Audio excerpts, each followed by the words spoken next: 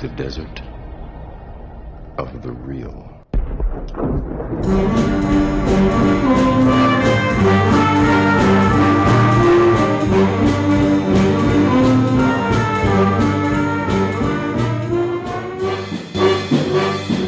your host, Ryan Hudson, and joining me is my co-host. Do you want to say your name? Yeah, Jason Dietz. We are going to perform the task of watching a bunch of movies that Jason Dietz does not want to watch. Along with a couple of really good movies that Ryan has not seen. Yes, yeah. Even if you love movies, it's almost impossible to see every movie. Unless your wife is out of town and you just have, weeks of time. And you don't have little kids. That And also you don't helps. have little kids. Yeah.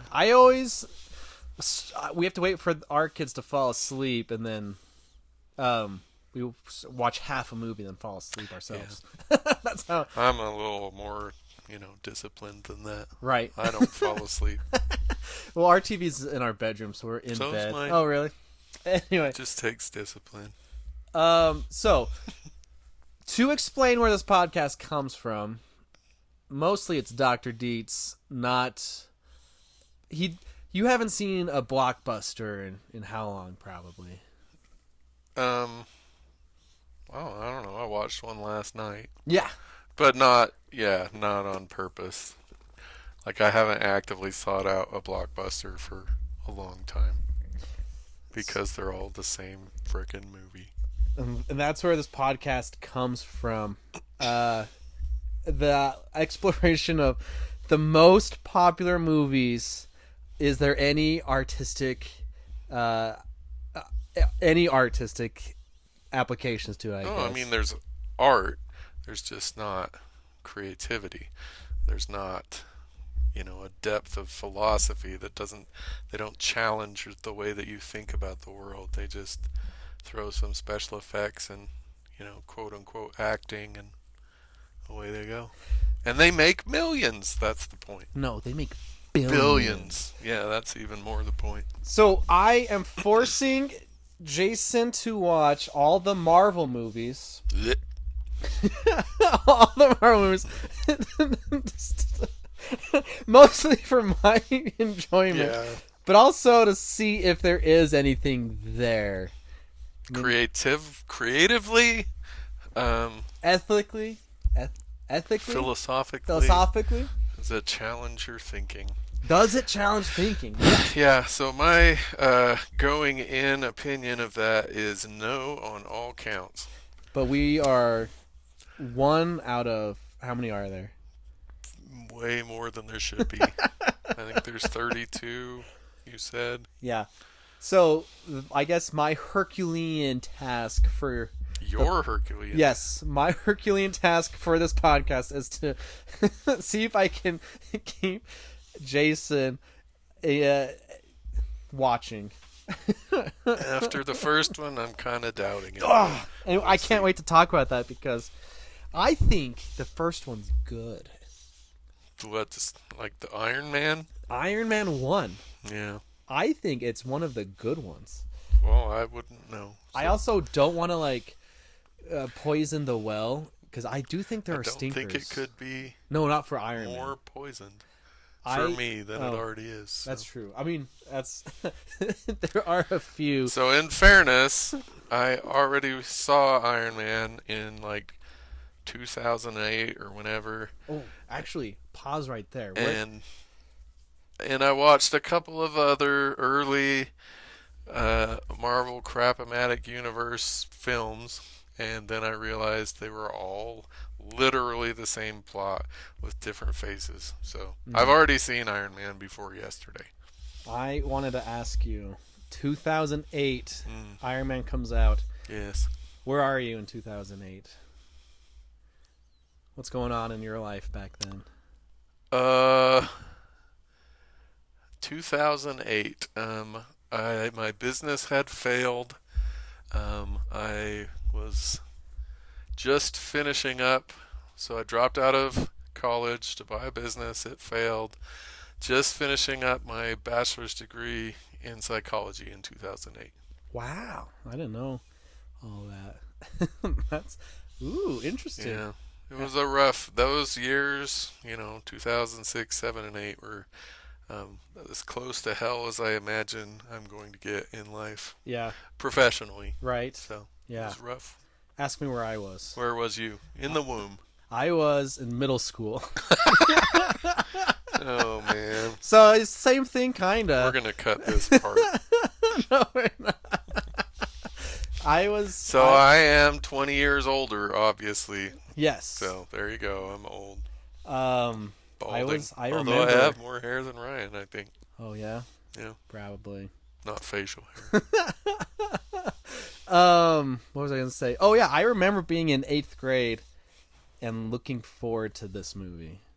Oh, actually, way back then, Jeff Bridges is in this. Yeah. He's the one redeeming thing, I think. For the longest time, Jeff Bridges was the guy from Ironman to me. Oh, really? Yeah. It's like, oh, that's the guy from Ironman. Yeah, I'm a fan of Jeff Bridges. Yeah, now it's kind of silly to think that because that's not like his main thing. Right. But to me in 8th grade, he was like, He's Obi. he's the guy that was in Ironman. And now that's funny that I think about that. So I guess a little background on the movie. Jon Favreau directed this. You like Jon Favreau because he directed one of your favorite movies, Chef. Oh, yeah. Yeah, I do then. This was apparently an early kind of abortive attempt at making a film, but later he made Chef, so. Yeah, so his kind of trajectory was he made Elf. Big success. I like Elf. It's a good one. And they were like, all right, what else can we give you? Then he did Zathura. Did you see Zathura? No. It's kind of like Jumanji, but in space. Oh, yeah, the ripoff. Yeah. I think it's like a spiritual successor or something. Well, I didn't see it because it was Jumanji. But the thing is, Jon Favreau proved he can do science fiction, and then that gave him the boost. His next movie was Iron Man. So it's like because he was able to do... he made success, Elf. He was successful with science fiction. They gave him Iron Man. Wow. And I don't know... And there's But he recovered from Right. Iron Man and made other movies that were good. So. Yeah, like Iron Man 2. Just kidding. Good. That's one of the ones I'm Still not looking coming. forward to, if I'm being honest. Still coming. He did Chef, which was like, I want artistic Yeah, control. Chef is marvelous. But then he does Jungle Book, Lion King. So when you say I like Jeff Favreau, I think what you mean is I like a movie that Jeff Favreau made. Yeah. Okay. Okay, so I don't know if you know this. I know all the internet nerds know this already. But like Marvel... Sucks. Well, Marvel comic book, famously. Yes, I did know that. I have a big box of them in my garage. Wait, did you ever read Iron Man comics? No. Well, I have a couple, but Yeah. no. Yeah. They were kind of bankrupt in the 90s, and Yep. they sold a bunch of rights and things here and there. So that's why Spider-Man is over here, X-Men was over there, back in 2008. Both of which were actually really good film sets. Right, yeah. Before, Disney got a hold of them. They're the precursors to this, phenomenon. And now we're in I don't know if you're watching the news, we're in the decline of superhero movies, probably. I sure hope so. Because a lot of bombed. Good. Lot of bombs. Good. Anyway. That means that, creativity might be reborn. And Right. With Iron Man remake. Actually start creating again. That would be nice. I don't know if that's possible. We're too far gone past creativity. No, I don't believe that. But Marvel decided to be their own film studio with this movie. And I'm sure I'm missing details, but they were like, we don't need a studio. We'll just be Marvel Studios. and see if it works. It was kind of a gamble, this movie, to be like, oh, well, we'll be the studio, and if it tanks, we'll just go more in debt. But it did not tank. No. And that's Isn't why... that like the biggest franchise of all time? Right. Yeah. Yeah. I think it is. So this movie, and then the next 3 or 4, I don't know, until right before Avengers, not Disney. Oh, okay. Disney bought them right before Avengers in 2012 for like $5 billion. One of the most, I saw someone say, one of the most financially smart decisions in like studio history, because they obviously have made their money back. Oh, yeah. Yeah. For sure. So that's why this one, there's like kind of a sex scene. It's, I don't know, it's a little bit more non-Disney these next few before Disney buys them. That's why I was like, oh, we're seeing like a woman's bare back right now.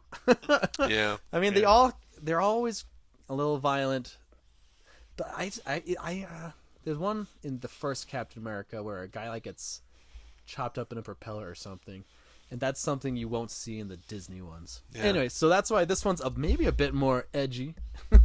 Well, I wouldn't know. I have, as you're aware, like prejudice against PG-13 and R movies. So I watch all of my movies edited, and I'm sure we'll talk about that.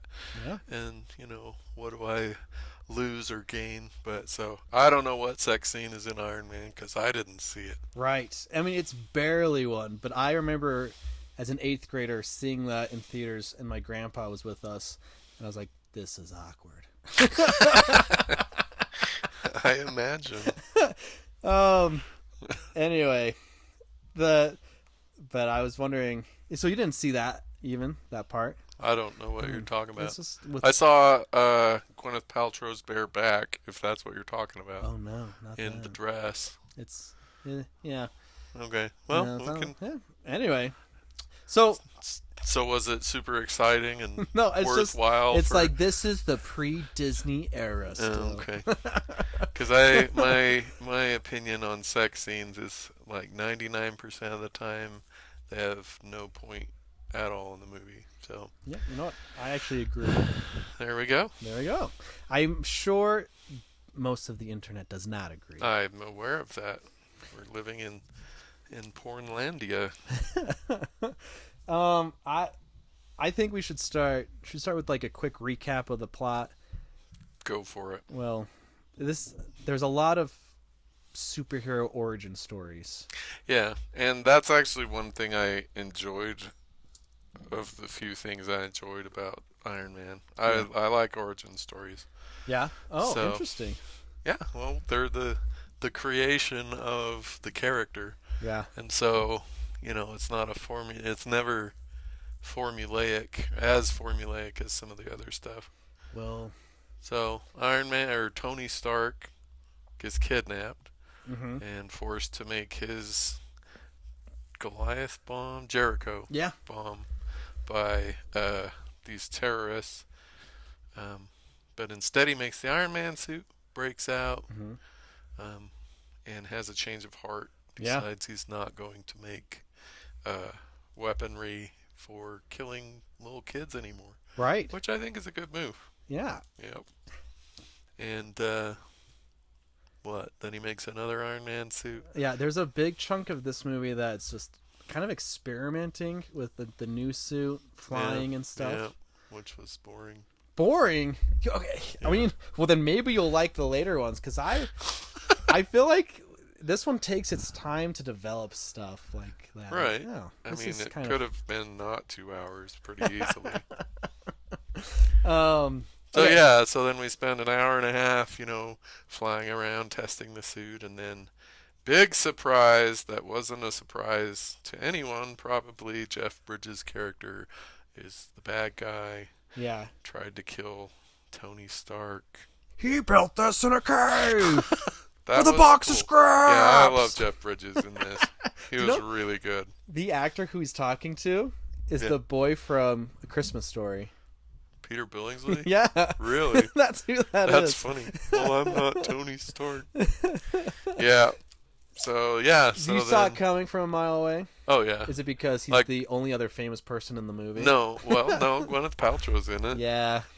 No. Just like when the second time he was on the screen, I'm like, okay, he's the bad guy because, Right. you know, Yeah. it's predictable and Yeah. not creative at all. So It's usually in movies, if there's one more famous person who's not That's the the bad bad guy. that's the bad guy. yeah. Like in... I guess that's true. I didn't think of it that way. That's probably why. You'll see a trend starting to form from this. The bad guy is just a different version of the good guy. Like, he's Warmonger, and he's in a big Iron Man suit. Right. How do you feel the bad guy was as a bad guy? Well, if we're pretending like we're going into this blind and we haven't seen any of the rest of it. You haven't. I have seen a Yeah, couple, in but 2000. okay, going into it, I think Jeff Bridges can act, and so I was pleased. I feel like he did a good bad guy. Robert Downey Jr. cannot act. Oh, really? No. Have you ever seen him play a character that wasn't basically the Iron Man character? Womanizing, smarter than you, wisecracking character. I'm pretty sure Robert Downey Jr. just plays himself in every movie he's in. Interesting. So I don't like Robert Downey Jr. RDJ, Yeah. did you know Jon Favreau, he had a fight to get him in this movie? Oh. They didn't want him in this movie. Well, And they he's should like, have "Nope, gone with their we gotta first, do it." first instinct. At the time, 2008, 2008 Didn't he comic just get out of nerds. rehab or something? Yeah, stuff like that. Right. But he's friends with Jon Favreau. And Nepotism. That's how he yeah, became Iron Man. but I don't know. I like him as Iron Man. You would. I know. I mean, I'm You have pretty low standards. I'm reflecting on the rest of the series. Yeah, which I don't know. So maybe he gets better. I don't Yeah. know. Less masochistic and mean or misogynistic. That's what I meant. He's not massive. Well, he is kind of masochistic. He likes pain. No, he likes other people's pain. Oh. Hold on. I mean, he made a whole bunch of money on other people's pain. Yeah. I mean, we'll get into it, but is there a message there? Do you think the movie has a message Oh yeah, about that? I mean, obviously it doesn't hide. Is it it at successful all. in its message? Well, see, that's so. So my degree, my doctorate, is in rhetoric and composition. Your doctorate degree. Yes, I know knew you said were that, gonna but come up with I want that. to emphasize. So yes, and so I can no longer watch anything, listen to anything without analyzing what are they trying to convince me of, and how are they doing it, and how successful was it. And so with Iron Man, like the moral of the story is, don't profit from other people's pain or whatever, right? It was, very obvious that that's what it was. There was no, it wasn't hidden in any way, which, I guess is a good move, except for most rhetoric that is straightforward and unshaped only will appeal to the people that already believe that. And so if the movie was trying to convince us, don't, cause other people pain to benefit from yourself, the only people that would likely buy that are the people that already believe it. So Sounds like with that argument, there'd be no movies, no books that could convince anyone about anything. Well, I mean, it depends on the strategy, the rhetorical approach that they take. There are a lot of movies that are incredibly persuasive because they're not openly didactic, openly, this is what I want you to think by the time you're done. Okay. I see what you're saying. It sounds like when I hear you say it, you think of it like a fairy tale. No, like a folk tale. This is the moral of Yeah, the a story. fable, yeah. But I don't know, what did you think the moral was? Or the purpose or the message? I think my main one is, I guess, about not ego, but about humbling yourself. He was forced to humble himself. Really? Okay. He was forced to change his perspective, and Wait, when did he humble himself? when he was in the cave. Like, he's in the cave at the beginning, and he literally has. I don't think he learned that because he didn't come out of the cave humble. But the first thing he did was stop making weapons. As his company's like, we're no longer making weapons. His mea culpa is his humility, and then from then on, I mean, he's even insulting to his robots that he makes. He's literally the least humble person I think I've ever seen in a film. But okay, here's the thing. That's what I mean. But he is changing somewhat. He finally sees Pepper Potts for the first time afterwards. As a woman. As like, yeah, like, wow. Yeah. Well, as more than just a servant, apparently. Like, I don't know. I'm not convinced that he does. But he sees speaking of the robots that help him, he like says thank you to it. Like he's like, I'm gonna sell you to MIT, whatever. Right. And then it hands it to him. Like when he's making nice this one. final repair or whatever the crap, he's like, you are completely worthless. You are total like he's insulting to his robots, he's insulting to the women that he uses. Right. To his public. I don't know. Okay. Agree to disagree. Okay. We can pretend like his character becomes humble. And I guess the first thing he chooses to do, like after he makes the announcement, like we're not making weapons anymore. He learns, because the bad guy, Jeff Bridges, was keeping information away from him, that like, oh, they're still using our weapons. He goes to like stop them. Right. I don't know. I feel like that's kind of the moment where he's trying to do something. He's atoning. Yeah, he's not Tony humbling himself. is atoning. Okay, so we can just test this theory of yours out. Okay. What are the last 4 words of the film? I am Iron Man. That's all you need to know. He had the cards in front of him that could have hidden it, right? But his pride would not allow him to say, oh, I was on a beach by myself with my assistant. He had to claim the glory and the power and all of the... honest. Oh, jeez. You want to know something about that? Sure. That wasn't in the script. RDJ, he decided to do that. It's not like the camera didn't know that was about to happen type of thing, but that was decided when they were making it, when they were filming that. Cool. And I think, I don't know, I get what you're saying, but it's also that makes it stand out from other superhero movies. Like in 2000, everyone else is hidden. Yeah, 2008 we've seen Spider-Man. Batman is like The Dark Knight came out the same year. Yes. And Batman is famously undercover. Yeah. I think it makes it more interesting. We now have a superhero where everyone knows who it is. Yeah. So I think that's kind of cool. It is. It's just, not humble. Well, what about... In my opinion. Yeah, no. That's the point of this podcast. Why Jason Dietz doesn't like the movie. Which is... Anyhow, that's not a humble premise to begin with. So. Yeah, I know. It's also, he's a billionaire, and he's still not me, Tony. Yeah, Tony's a billionaire, and it's I'm like a high school English teacher. Maybe should we feel sympathy for billionaires? Just kidding. Oh, absolutely. Poor Tony Stark. I know. Maybe you should. It's like the Batman thing. Like, right. Why don't you just donate your money instead of building a... There you go. What about the spectacle of it all? I think that's what the whole Marvel franchise is based on. Mm-hmm. So, I mean, the spectacle was fine. Yeah. Yeah. I don't know. It was visually appealing. Yeah. Yeah. I just think I don't know.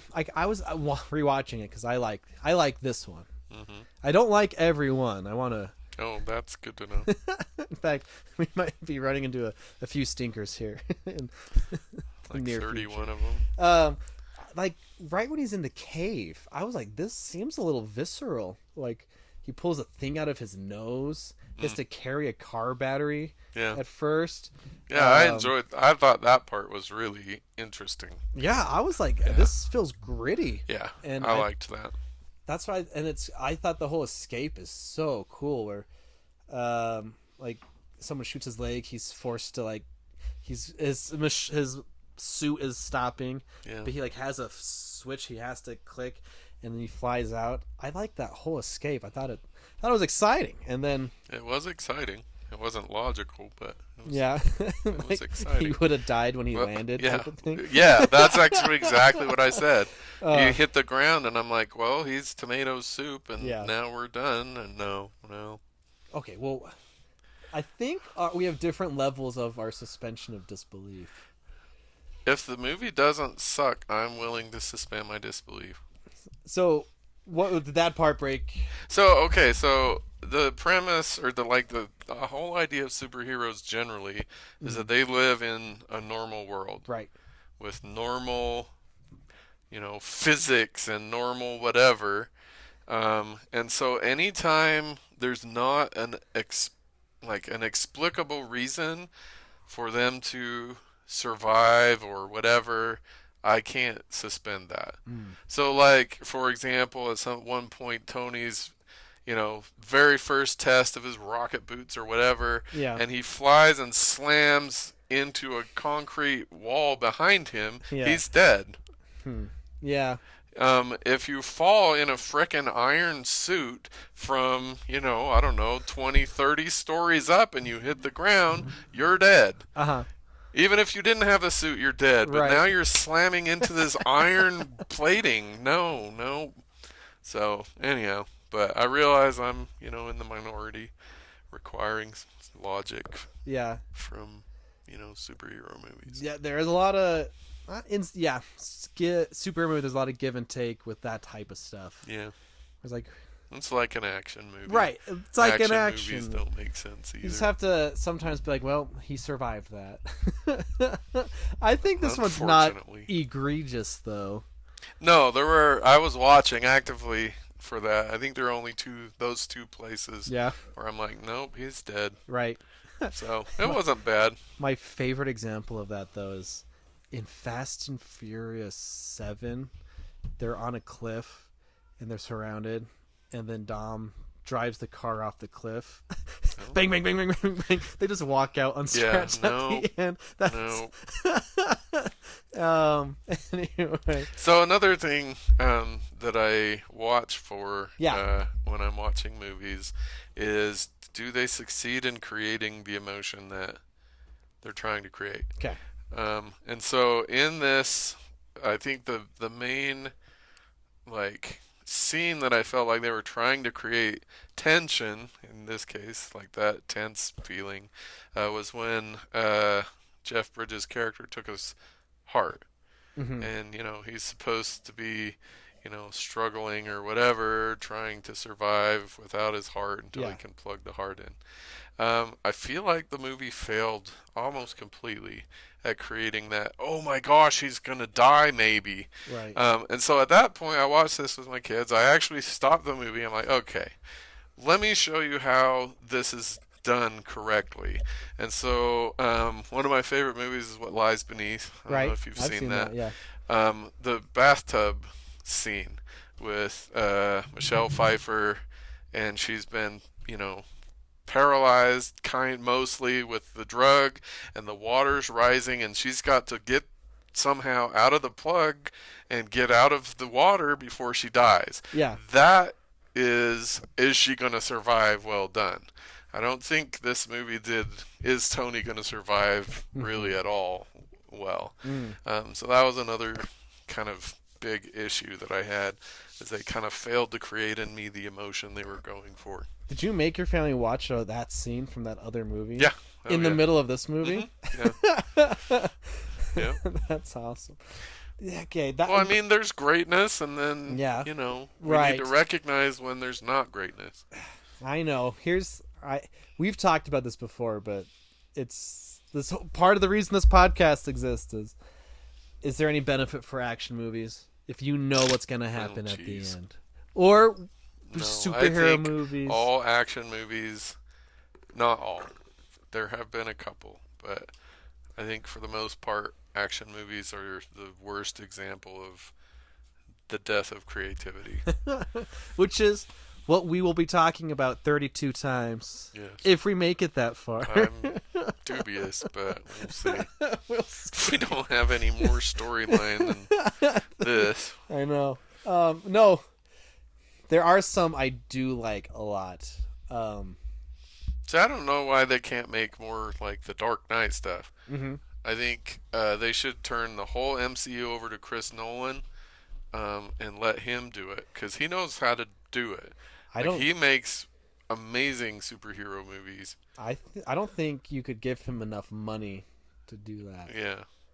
Or, yeah. Anyhow. The secret glue, though, he's just a producer at this one. Maybe even Kevin Feige, his little name appeared. Yeah, doesn't mean anything to you, but he's the guy behind all the Marvel. He doesn't tell them what to do necessarily, but he's the one that makes sure we follow this thread, make sure this connects here. So if we want to stop the Marvel juggernaut, he's the guy we have to. Now, I kid you not, the movies will say a Kevin Feige production. Ugh. But right now, it's just at the end of the credits, Kevin Feige is listed as a producer. Yeah. He's the secret sauce, and DC, they want their own Kevin Feige, and they just hired a new guy, James Gunn, he'll come up later in this podcast. Sure. But that they're hoping for the similar thing. So I guess here's my final thought, maybe why I like this movie. I think this isn't just a superhero movie. I think this is a good science fiction movie. I think almost above all the other Marvel, this is like a science fiction movie where it's like we're building a robot suit. It's about and even the end. Oh man, this is why I just think it's exciting. I guess I'm it's a golden retriever energy where it's like I think it's fun when he flies up into the atmosphere because it was already set up before that you'll freeze over. Oh, he got the bad guy. Nope, he's still free. He's taken off his suit, and I love, especially reflecting on the other ones, like his suit's out of power. I love it because it kind of makes it seem more realistic, to a degree. Yeah. His face is exposed, his hands exposed. Yeah. And it's that didn't kill the bad guy. It's we have to destroy the thing that my dad made. Maybe stepping into his own shoes a little bit. Yeah. But it's exciting. I think that's where a lot of it comes. But I guess maybe not more than the Guardians of the Galaxy, but this is the most science fiction it gets, and it feels somewhat realistic. Yeah. Like I said, with the exception of those two moments, I feel like this is possible, I guess, in the next 50 years or whatever. So yeah, and science fiction is my second favorite genre. Yeah. Behind horror movies. So I did appreciate that. So my Letterboxd was 2.5. Yeah, out of 5. Yours is mine's absurd. 4.5. I like this one's so good. The 2.5 for me came from Jeff Bridges. The science fictionness of it, and I found myself caring in the first 25 minutes in the cave.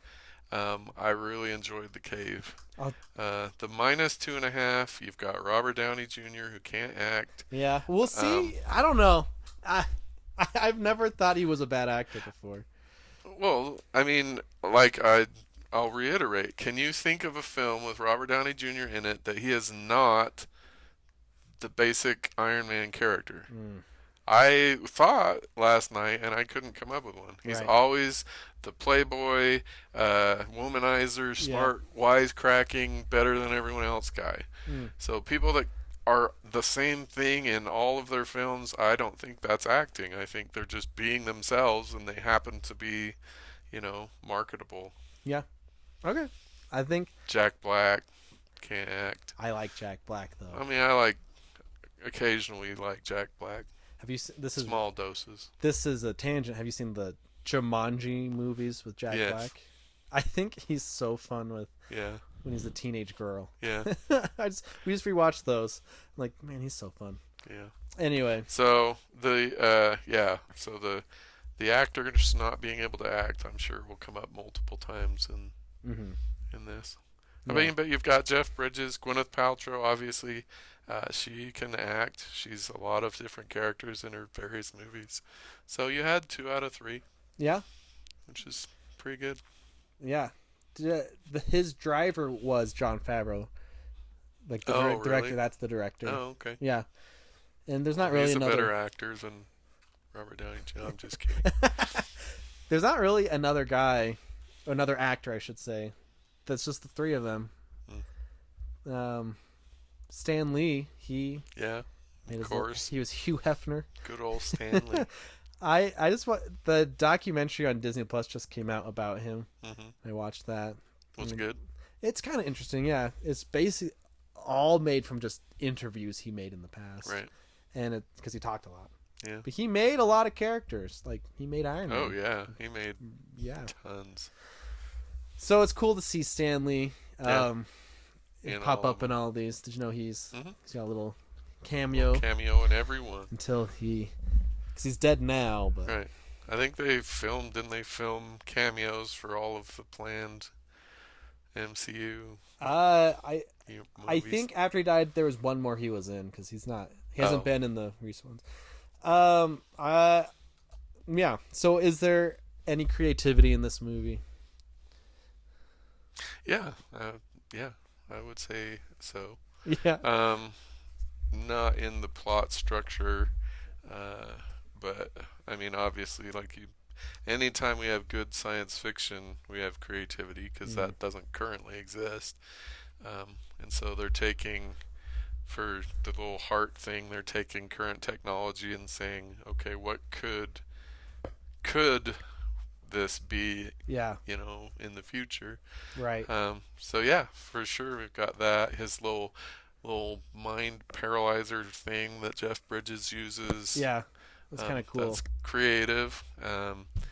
As far as like the character himself, I guess when Stan Lee created him, it was a creative character. Yeah. There are, in my opinion, too many similarities between Batman and Iron Man for either of them to be like truly creative characters on their own. Not even Batman. They're the same character, Yeah. same backstory, just one. I mean, they even use science. Batman less obviously than Iron Man. Yeah. It's the same character. So, but yeah, as far as the science goes, for sure, a lot of creativity there. So we will see. Do you want me to? I kind of don't want to tell you which ones I don't like. Yeah, you shouldn't. I shouldn't, because Yeah. I want you to stick around. I'm gonna try my best to go into these blind as possible. blind as possible. So Yeah, the next one is the Incredible Hulk. which I've also seen. You've seen back in the day, 2009 or whenever it came out. and it's. Did you see the other Hulk? Maybe we should. I save saw the Hulk one talk with for- Jennifer Connelly in it, Okay, whichever one that is. that's the one in the MCU, Okay. and we'll talk about it when we talk about the movie. But there's the Ang Lee Hulk movie that came out before this, and it's technically not a part of the MCU. Okay. But at the same time, it's weird. Anyway, we'll talk about it when we talk Hulk. And Okay. see if there's anything that we find in Hulk. But yeah, is that everything we have to say about Iron Man? Can you Yeah, I think so. Can you believe it started the most successful franchise in movie history. Yeah, I mean, it was like it was a solid movie. Um, it was interesting, as you said. It was exciting. Mm-hmm. Um, yeah, yeah, I can see it. Are there any final thing? Are there any other ethical quandaries worth bringing up? Ethics. Yeah. Does it say anything about ethics? Um, I am the one of several things I'm not really looking forward to is like the and this is kind of a standard objection, but the objectifying of both male and female characters. Mm. Um, I think it's done. I think we should stop doing that because, um, I mean, we're aware of the damage that it does. Um, because I do have one other thing. Um, Movies and like video generally is kind of like a straight shot into your subconscious. Mm. Your mind is less active watching TV than it is when you're asleep. Oh, And interesting. so anything that is on that screen, if you're not critically watching it, like you're not asking questions and, do I accept this, goes straight in. And so women and men have been fed this steady diet of you are a body, Mm-hmm. and if your body's not attractive, you're not worthwhile. And Iron Man, I mean, obviously does that in spades. Like he sleeps with the reporter, and Mm-hmm. his. I think at one point Gwyneth Paltrow says something like, "Yeah, I know you sleep with a lot of women, which is fine. It's not fine. Yeah. I think it's That's old. I think it's done. I think we need to move on and stop programming our world that all we are is a body to be used." mm. So that's the big ethical issue for me. I agree.